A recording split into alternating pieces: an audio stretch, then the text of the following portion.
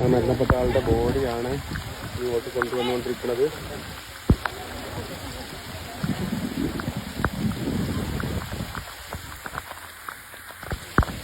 ഇന്ന് മരണപ്പെട്ടിട്ട് ഒരു ബോഡി കിട്ടിയെന്ന് പറഞ്ഞല്ലോ, ആ വൃദ്ധയായ സ്ത്രീയുടെ ബോഡിയാണ് ഇപ്പോൾ ഞങ്ങൾ കൊണ്ടുവന്നുകൊണ്ടിരിക്കുന്നത്.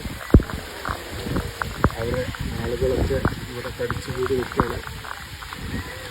സഹിക്കാൻ പറ്റാതെ അവർ കരയുന്നുണ്ട്. നമ്മളൊക്കെ മനുഷ്യന്മാരാണ്. വളരെ സങ്കടമായിട്ടുള്ള കാഴ്ച കേട്ടോ. വളരെ നമുക്ക് നെയ്യ് പൊട്ടുന്ന കാഴ്ച എന്നു പറയാം.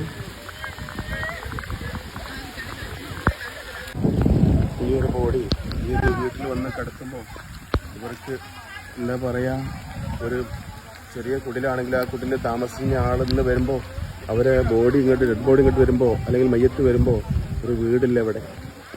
അവരെ അന്ത്യകർമ്മങ്ങൾ ചെയ്യാനുള്ള പരിപാടികൾ നടന്നുകൊണ്ടിരിക്കുകയാണ്. ഒരുപാട് അവർ നാട്ടുകാരായിട്ടുള്ള ആളുകൾ പാവം.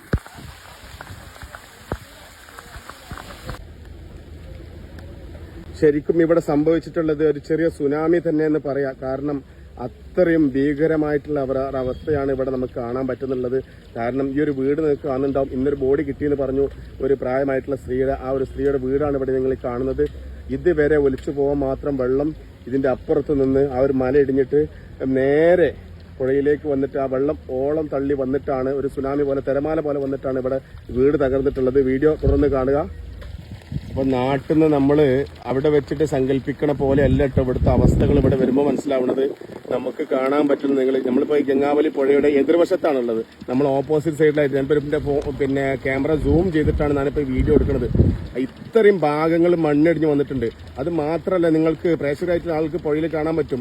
സൈന്യത്തിന്റെ ആളുകളൊക്കെ മെറ്റൽ ഡിറ്റക്ടർ ഉപയോഗിച്ചിട്ട് പിന്നെ ലോഹത്തിന്റെ അംശങ്ങളൊക്കെ തെരഞ്ഞുകൊണ്ടിരിക്കുകയാണ് ഇപ്പോൾ അവിടെ കാണുന്നത്. നിങ്ങൾക്ക് കാണാൻ പറ്റുന്നുണ്ടാവും.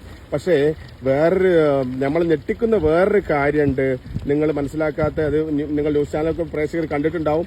അതായത് ഈ ഒരു മണ്ണ് മൊത്തം ആ ഒരു മല ഇടിഞ്ഞു വന്നിട്ടുള്ളതാണ്. എത്രത്തോളം അതിന്റെ വ്യാപ്തി എന്നുള്ളത് നമുക്ക് അളക്കാൻ പറ്റുന്നതല്ല. പക്ഷേ അത് മാത്രമല്ല, ഈ ഒരു പുഴ ഏകദേശം 200 മീറ്ററോളം അല്ലെ സിദ്ദിഖ്, 200 മീറ്ററോളം വീതിയില്ല ഈ പുഴയുടെ ഈ ഒരു സൈഡിലായിട്ട് നിങ്ങൾക്ക് കാണാൻ പറ്റും. ഇന്നൊരു ബോഡി നമുക്ക് കിട്ടിയെന്ന് പറയുന്നുണ്ട്. അത് ഈ ഒരു സൈഡിലല്ലേ, വലത്തെ സൈഡിൽ പ്രേക്ഷകർ കാണാൻ പറ്റുന്നുണ്ടാവും. ആ ഒരു മല 200 മീറ്ററോളം നീളമുള്ള മല ഏകദേശം 100 മീറ്റർ അപ്പുറത്തായിട്ടാണ് നിങ്ങൾക്ക് ഈ പിന്നെ മൺകൂന കാണാൻ പറ്റുന്നത്. അത്രയും കല്ലും മണ്ണും. അത് മാത്രമല്ല, ഈ പുഴയിൽ ഈ ഭാഗത്തൊക്കെ ആയിട്ട് മണ്ണാണ് കേട്ടോ. അപ്പൊ ഈ ഒരു ഭാഗത്തായിട്ട് കാണുന്ന ഈ ഒരു ഭാഗത്ത് ആളുകൾ നിങ്ങൾ കാണുന്നുണ്ടാവും. അവിടെയാണ് ഒരു വീടുണ്ടായിരുന്നത്. അവിടെ ഈ ഒരു വീട്ടിലൊരു അമ്മൂമ്മയാണ്. അതായത് ബാക്കി 6 പേരുണ്ടായാലും ബാക്കി 5 പേര് ജോലിക്ക് പോയതുകൊണ്ട് അവിടേക്ക് ഒരുപാട് ആളുകൾ നമുക്ക് ഇരിക്കുന്നത് കാണാൻ പറ്റും. ഈ ഒരു വീട് ഇതൊരു മലന്റെ ചെരുവ് തന്നെയാണ്. പക്ഷെ നിങ്ങൾ ആ പിന്നെ വെള്ളം അതൊരു സുനാമി പോലെ, അതായത് ആ മല ഇടിഞ്ഞ് വീഴുന്ന സമയത്ത് ഒരു സുനാമി പോലെ വന്നിട്ട് ഈ ഒരു വീട് നാമാവിശേഷ എന്നൊക്കെ പറയുന്നില്ലേ,